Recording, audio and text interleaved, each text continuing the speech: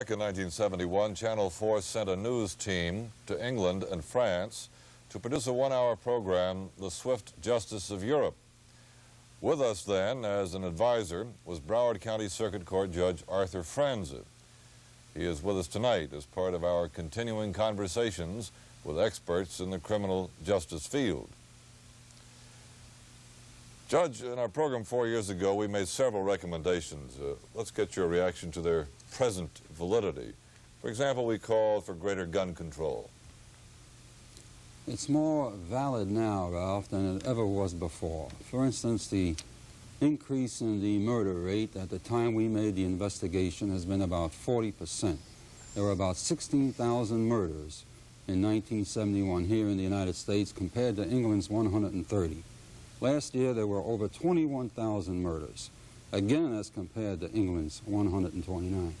So I would say it's more valid now than ever before. The matter of minimum sentences. Well, if I might, can I get back to the gun control bit, Sure. or it's too late? Sure. All right. The gun lobby, of course, is a strong lobby in the legislature, and we have to direct our attention to the legislature. We can't seem to get a gun control bill through the legislature. Right now, Congress of the United States has 100 bills pending, and hopefully there'll be some action there.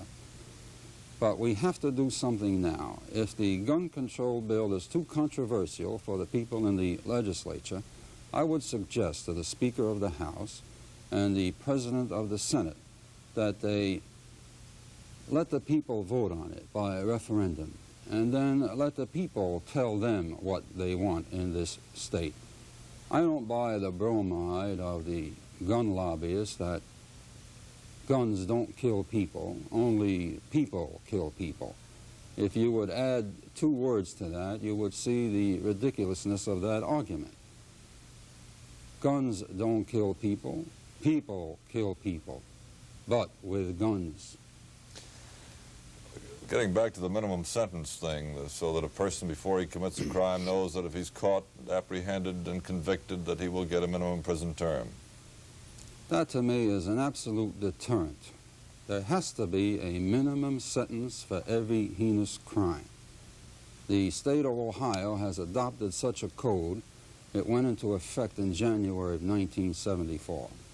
I firmly believe, and I've always believed, that no matter what the sentence was, if it was sure, if it was swift, and if it was absolutely certain that it would be a deterrent to crime. For instance, when I was in the criminal division, if I sentenced a man to 15 years in prison, that's exactly what I meant. I wasn't bargaining for 2 years or 3 years.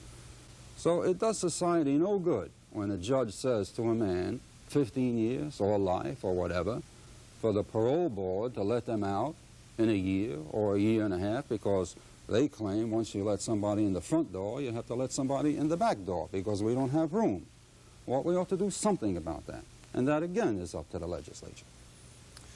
Judge Franza, we appreciate your updated views on those 2 recommendations of our program of 4 years ago, and we'd like to have you back again to get your thinking. We've been talking to Judge Arthur Franza of the Broward Circuit Court.